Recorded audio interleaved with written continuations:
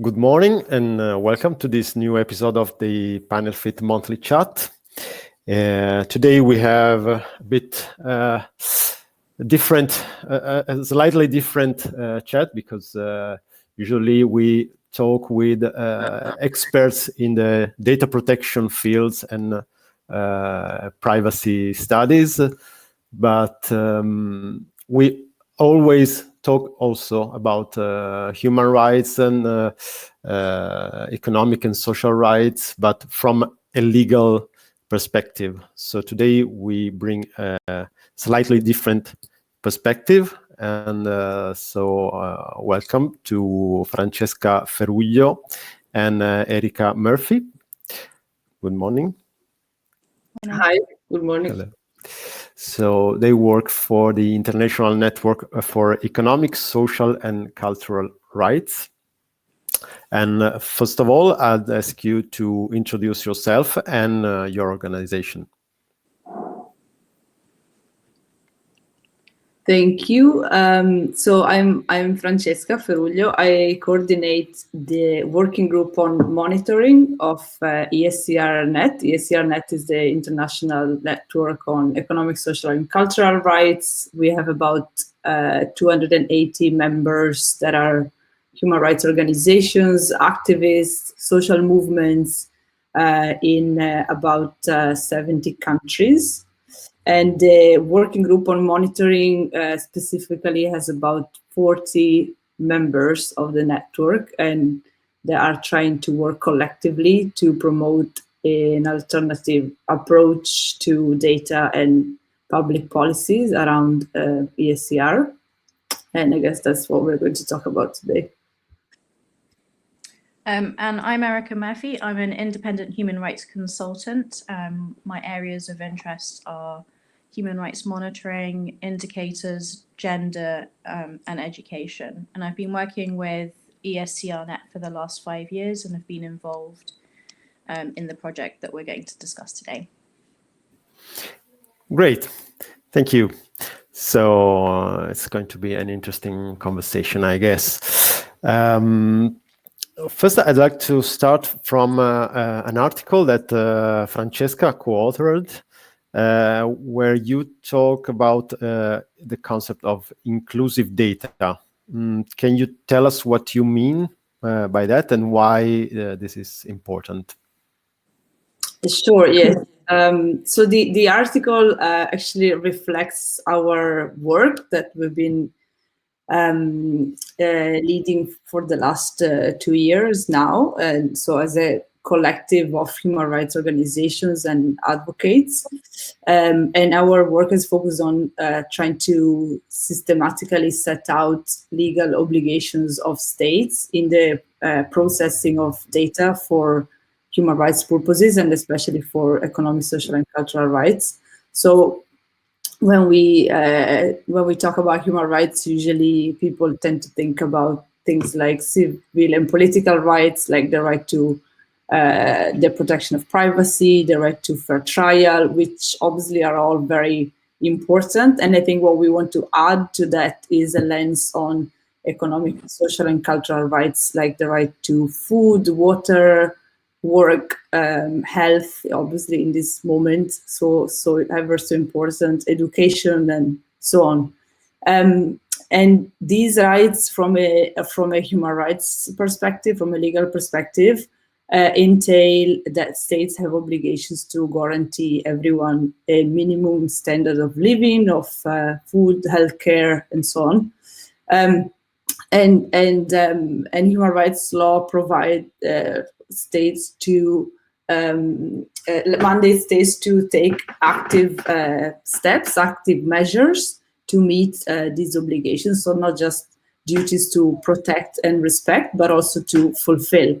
And in order to make these steps and develop adequate measures to fulfill these rights, obviously we need good and sound data to base our decisions on.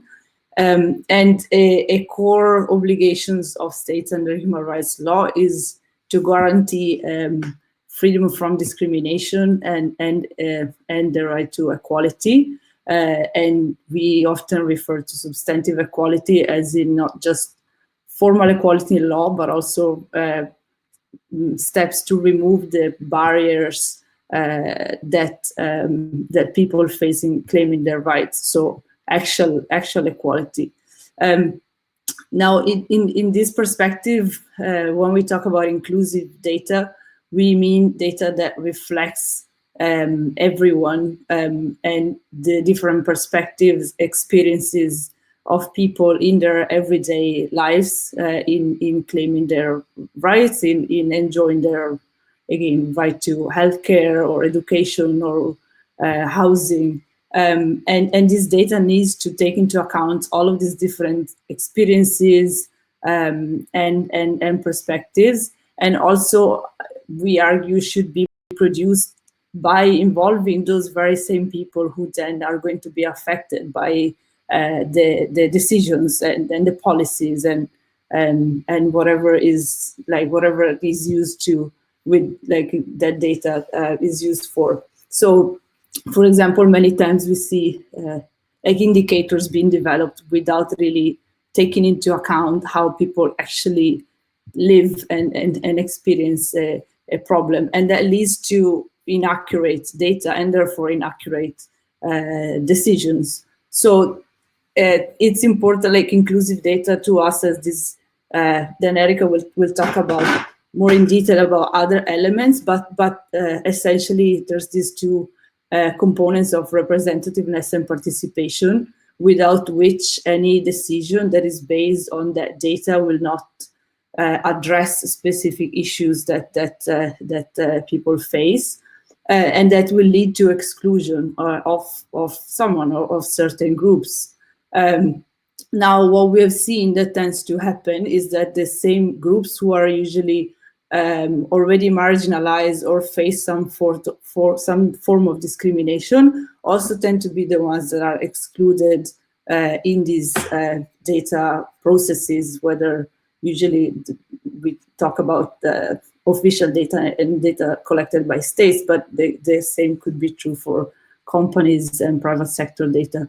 And I'll bring the example of a case that is also mentioned in the article that you shared, a case that we were recently involved in at the Supreme Court of Mexico.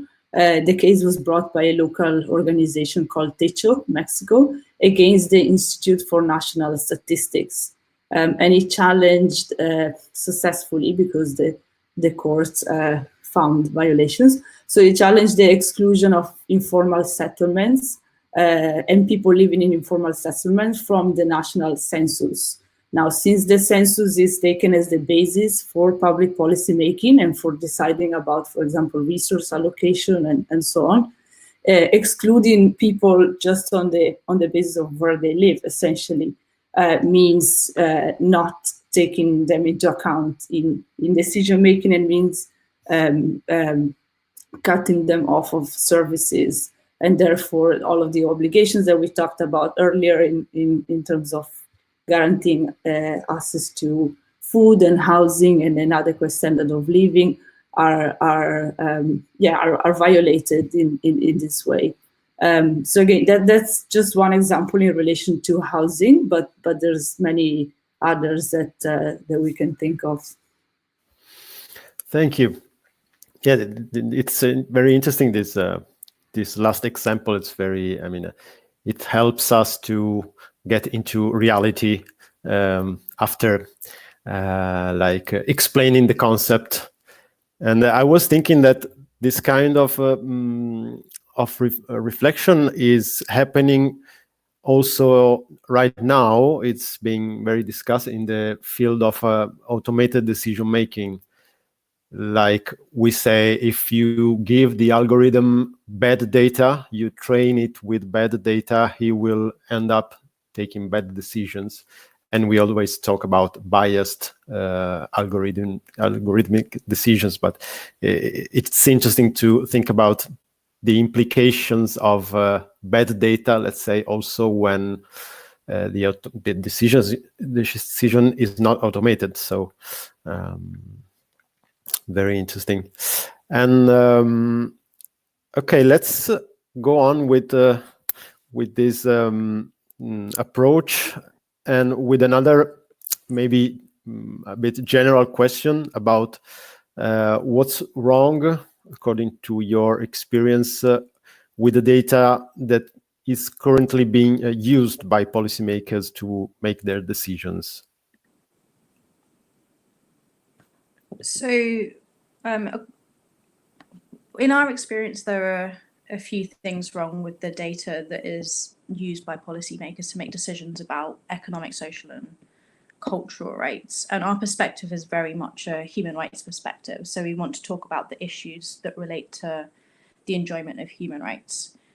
So I think the four most pressing issues that we've identified as a group is, like, firstly, the data, as Francesca has talked about, is unrepresentative, it's incomplete, and therefore inaccurate. So, like, it doesn't capture everyone adequately and their human rights concerns. And this can be through a lack of capacity or a lack of political will. So in France, for example, there is a huge data gap because they refuse to collect data disaggregated by race, ethnicity, and religion.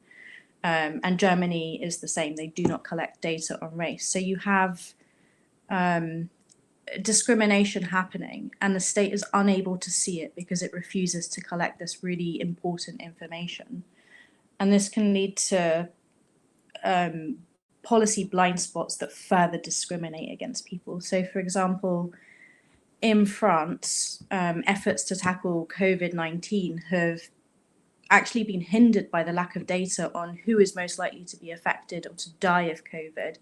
And we know from other countries, the UK, US, that Black people can be more than 4 times likely to die from COVID-19. So unrepresentative data is really a massive flaw from a human rights perspective. The second biggest issue we find is, also Francesca mentioned, is this lack of participation. And that's not just to ensure that the data, as an outcome is representative, that the data reflects reality, but also that the process of data production is participatory. So by having rights holders involved in making those decisions, they get to exert influence and decide priorities, to make decisions, to craft solutions, to decide methodology, and how that data will be used.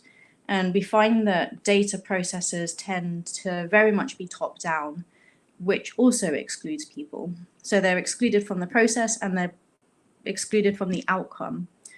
And the reason we think that this is so problematic is that, like, people are experts on their lived experience, how they engage with services, how they feel like they're enjoying their rights. They're the ones that experience the violations, and they're the closest to it. They know what the key issues are and solutions that can work. So participation excludes that experience.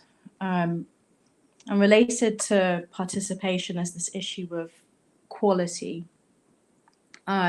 So states produce so much data, like there's data for everything. It's just, there's hardly any data, or few states are able to collect human rights specific data of high quality.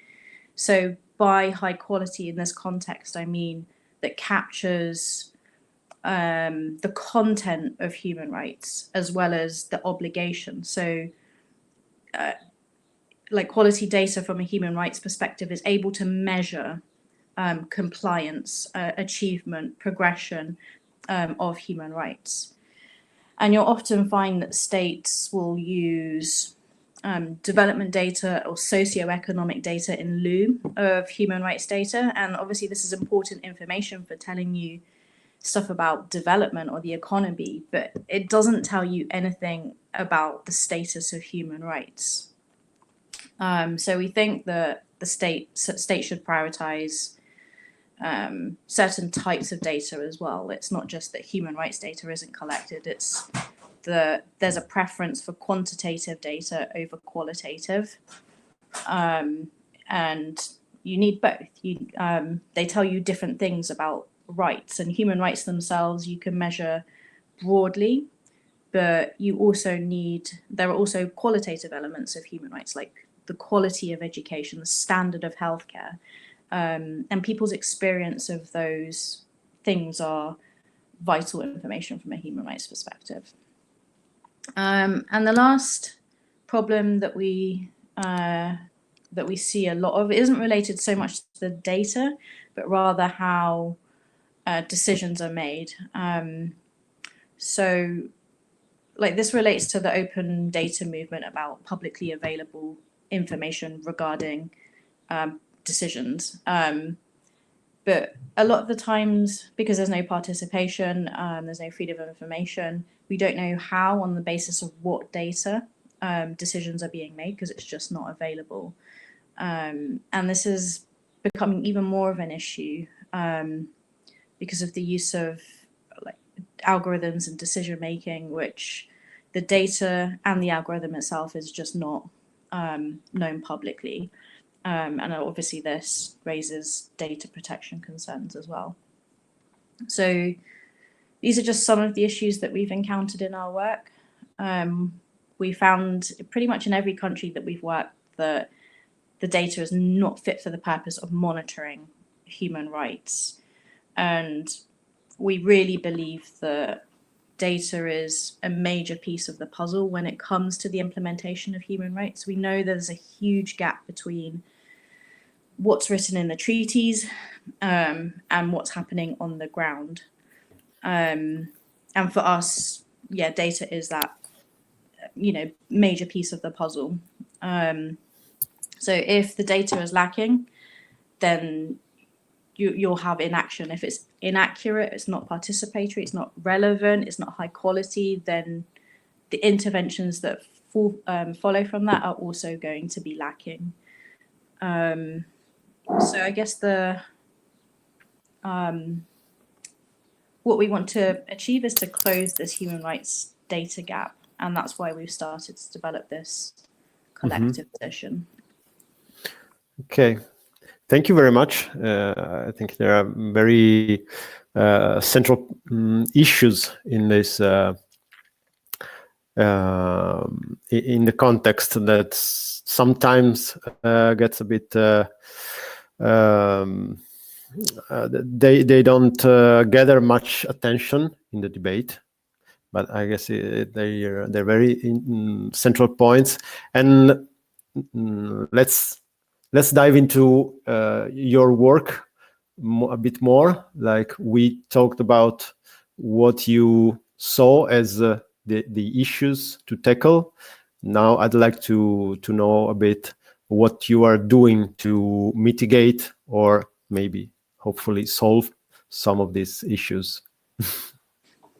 Hopefully solve, yeah. That's the aim. So we're a monitoring working group. We are a collection of 40 organizations that monitor in different contexts across different rights. And we share expertise, we try to problem solve together, but we recognize there were patterns in the barriers, the issues that we found. So our work started by identifying those. And yeah, we, based on the issues that we found, we started to think about actually what are states' are there violations here? What does human rights law say? So we then in parallel started this process of looking at states' obligations when it comes to monitoring. And actually we found that they are relatively well-defined obligations, but you just have to look in different instruments to find it, and different pieces of guidance, for instance, the general comments of the UN treaty bodies. So I don't know how, but we came to the decision that we would compile this, and we wanted a document that reflected the issues that we found, but also what states' obligations are and recommendations. So So this is our collective position, basically. And at the moment, the position, we have 5 principles. So all our issues are we've managed to group them conveniently into like principles that encapsulate the problems that we've observed, but also what human rights law says. So the first one is on equality and non-discrimination. This is a stalwart of human rights law. Everyone has the right to non-discrimination and the right to equality.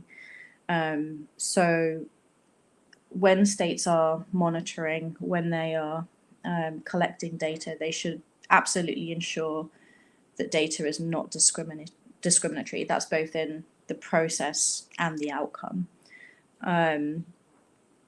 And concretely, this means a few things. So, for example, states have to produce disaggregated data in order to identify like patterns of discrimination, the extent of discrimination, and groups that are discriminated, and intersectionalities also.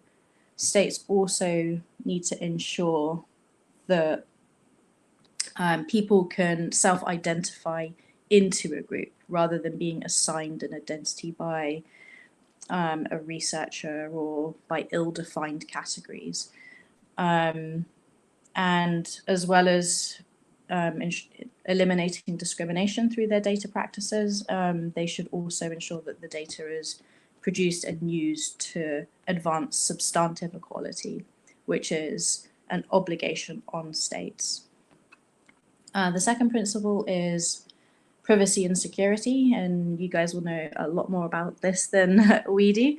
But in their data practices and processes, states have to ensure that people's right to privacy and their security, and by security I mean their physical, their mental security, are protected in the processing of data. And the best way that states can do this is to ensure the right to data protection, and to respect those rights, which are emergent in, I think, a lot of regional instruments. And also by ensuring that human rights defenders, who play a crucial role in collecting evidence, of advocating, of bringing awareness to human rights issues in communities, are able to do their work free from violence and harassment, which is particularly important given the shrinking political space in many countries around the world. Another principle, which I kind of mentioned earlier, was we need high quality data. So data needs to measure human rights, and it has to reflect what human rights law says. So this requires the use of human rights indicators that are both quantitative and qualitative, to get a good picture of what's going on. Data should also be accessible and available. It should be publicly available and accessible in formats that are usable by people. So this obviously allows for transparency and accountability. And lastly, data processes have to be participatory. Data has to be produced with the participation of rights holders because, well, firstly, they have a right to be involved in the conduct of public affairs. And this means that they have a right to say what data is collected, on what issues, the methods, how the data is analysed and used. So we need to understand participation as more than just, a rubber stamp or a box ticking exercise, but actually the power to determine priorities and to shape the laws and policies that affect people's lives. Great, it's very interesting, and I have to say that having attended to many conferences also with European policymakers, I have to say that this kind of principles like this are sometimes pushed forward also by public representatives of public institutions, but there's always some difference between the rhetoric, or rather we should say propaganda, and the practice, let's say. So it's another once more, it's very important to that organizations like yours make an effort to raise the attention on these principles and on these practices. So let's try to switch a bit the focus to Europe. I'd like to ask you if you think there is a problem with data exclusion in Europe. From what you said before, I can guess the answer. And what is the impact of the digitization of the welfare state and the increasing use of automated decision-making system on social and economic rights? Yes, thanks. So, I mean, yes, we made a few references to France and Germany earlier in terms of lack of disaggregated data. So I think there's like issues with regards to exclusion have to do with like the kind of traditional way in which data is collected by states. Like official data is gathered and analyzed and used in decision making, and those are common, really, not just in Europe but across regions. In addition, and I think Erica has covered them quite well. I think something else, like another strand of problems, come with automation in general, and you mentioned two key ways in which data is increasingly being processed and used. And over the last few decades, we've seen an increase in the use of data and technologies also for processing and sharing data for allegedly improving state efficiency, making faster decision making, more efficient implementation and service delivery, and so on. And these two efforts have taken place by digitalizing access to services and using algorithmic models for aiding decision making.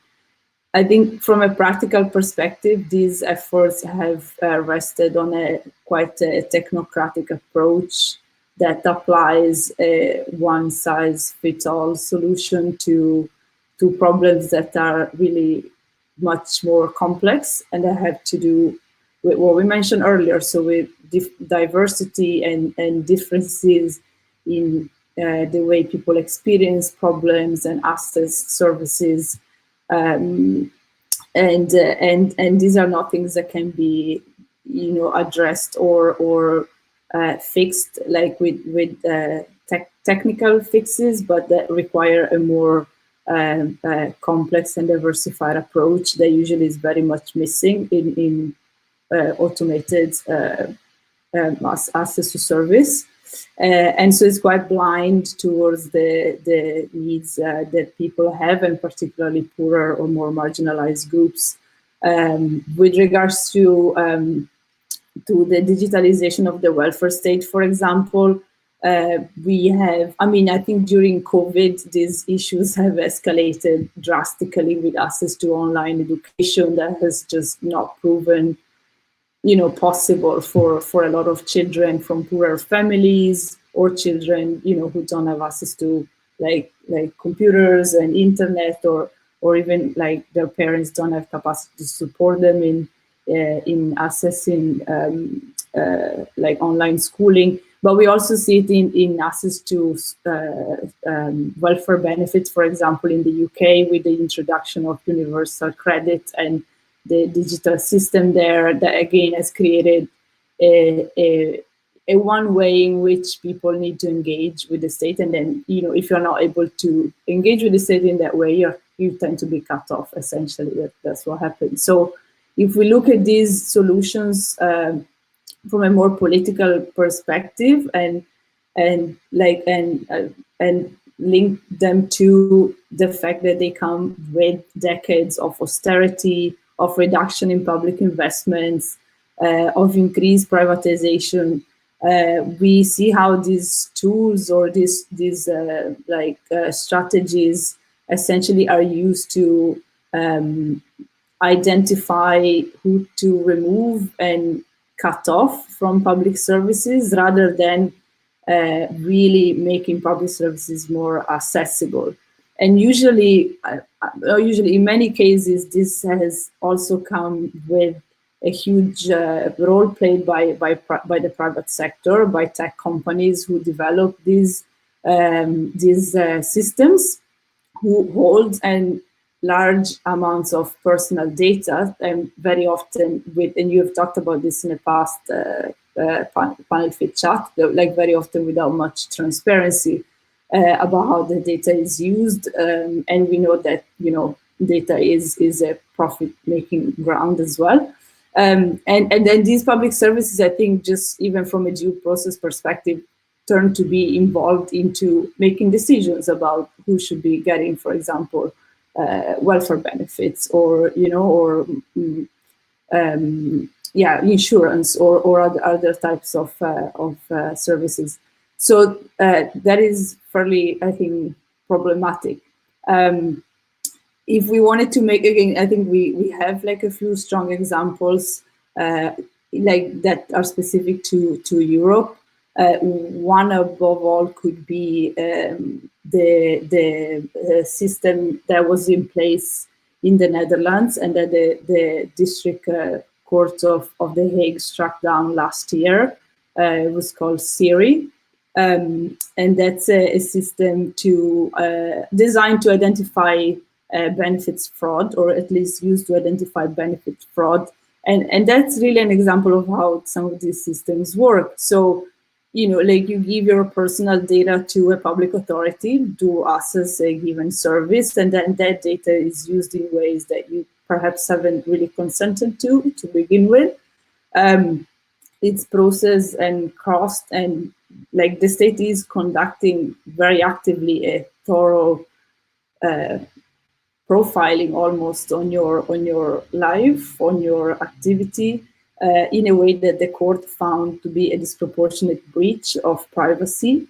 And then that information that, again, you have given out for a completely different purpose is used to potentially identify benefit fraud. And we have, like in the case of SIRI, but also in other cases, it's like the amount of data gathered and processed was really disproportionate compared to the tiny percentage of cases that were actually, of inquiries that were actually open for fraud.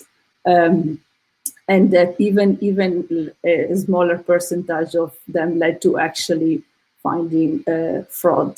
But again, what happens in these kind of cases is that people who need to kind of prove that they aren't committing fraud tend to be unlikely to be able to do so. Maybe, in many cases, like let's think about like a migrant family, for example, who might not speak the language of that country, who might not be able to navigate the system, or a single mother with 2 jobs that just doesn't have the time to put together information and documentation needed to be able to defend themselves. So there is a risk that because of how this system generalize, and they generalize by default because that's how they work, the people who are targeted in this automated data processing are the ones who actually need the benefits and access to benefits the most. So that's just an example. I think Erica might be able to have a few more. Yep, I've got a few more. Do you have time, Federico? Yes, please, go ahead. Yeah. I see we have a question from the audience. Maybe we can spare a couple of minutes to see it. But yes, please. Okay, so there's a couple of more examples that I have. So one is in Austria, where the employment agency known as the AMS developed an algorithm to sort job seekers into one of three categories. So the first category would be these people need no help in finding a job. They're very, very likely to find a job. The second category is those that might require some retraining, and this is where the bulk of resources would be allocated to this group. And the final category is those that it thinks are unable and unlikely to find work. They will be unemployed, and I guess the plan was to, farm them off to another company to deal with. So the algorithm sorted people by looking at who was employed in society. So of course it found and it saw the inequalities in Austrian society. If you were disabled, if you're a woman, if you're over 30, if you're a woman and you have a child, but obviously if you're a man and have a child, that wouldn't be marked down. So people that are marginalized already, that are already less likely to be able to access work, and then this information is used to mark other people down so that they might not be able to access the resources. So this was an algorithm that's been scrapped and is no longer used. In the UK, I think this is quite a famous case of, because of COVID, exams had been cancelled. So the Department for Education needed a way to grade students. So it asked the exams regulator, Ofqual, to come up with some algorithms to predict what students would have got. But what the algorithm actually ended up doing was, in the same way in the Austrian case, is reinforcing and exacerbating the inequalities that we already see in the education system. So students' grades were pinned to, like, the biggest factor in the algorithm was the historical performance of the school. So if you were, a really brilliant student and you went to a lower performing school, then your grade was likely to be downgraded. If you're an average student from a high performing school, then your grade is going to be upgraded. And of course, the high performing schools, tend to be private schools.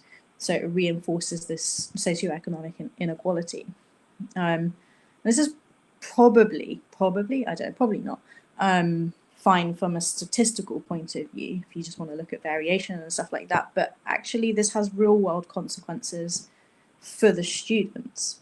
These exams are very important in the UK. They determine what university you go to, whether you get to study the subject that you want. So,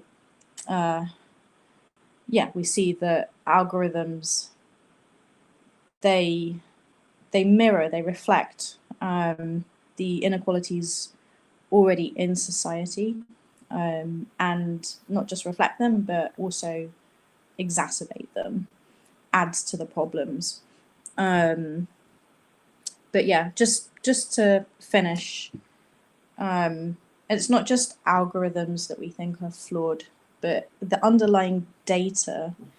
And I think, one of the main points that we want to make is that data is, it's fundamentally political. It's not neutral. We think of numbers as neutral, but they're not. Well, they are, but the choices around what is counted and who is counted is a choice. So people who are marginalized, who are likely to be discriminated against, that don't have access to services, these people are not political priorities. So they're not captured in data. So we hope that in some way that our collective position and the human rights principles that we've identified will be able to correct this by ensuring that the rights holder, the person, is at the center of data practices and processes. Great, thank you very much. And I was a few things came to my mind while you were speaking. First, when Francesca mentioned the role of technology in addressing socio-economic issues, I was thinking about border control in the European Union, which would be actually the topic of the next monthly chat.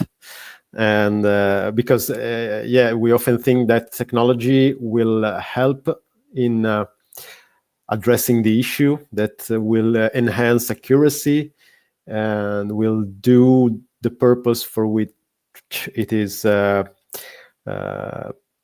designed, but actually these are, I mean, some taken for granted points that have to be demonstrated, and they often prove to be wrong. So, and also the issue of imbalances that technology creates. I mean, it's very difficult for example, I don't know, a migrant person to prove that the information that is in the system, in the visa information system or in the Schengen information system, is wrong, and that he has a more accurate information, because I mean they have biometric data, they have data that's being collected and stored and shared among countries. So yes, it's a very relevant issue.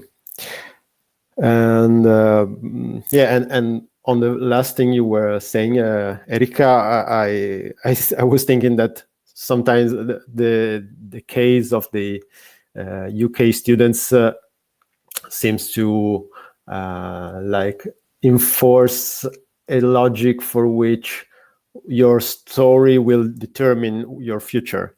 Like if you come from a family with economic problems and some services, you don't have access to some services, then you don't deserve like these services also in your future. So it's very risky approach in terms of democracy and human rights in general. So yeah, very, very interesting. Okay, let's take a look at this question from Jose. I read from the chat, and Jose, actually, if you want to raise your hand and speak, it's also fine for us. Otherwise, can you hear me? I tried to write the question because maybe it was a bit complex, the idea. But when I see or when I read people talking about data quality, I began asking myself after listening our two kind partners or two kind speakers of today, if a way to get better process data or to get better knowledge could be maybe changing the perspective. I mean, instead of thinking on poor data, thinking on what this data can work for. This was the general idea of the question. I don't know if this perspective is taken into account from the sociology or statistical point of view, but I wanted to know. I began the question saying that I am a legal, so maybe I am asking something obvious, but in that case, sorry.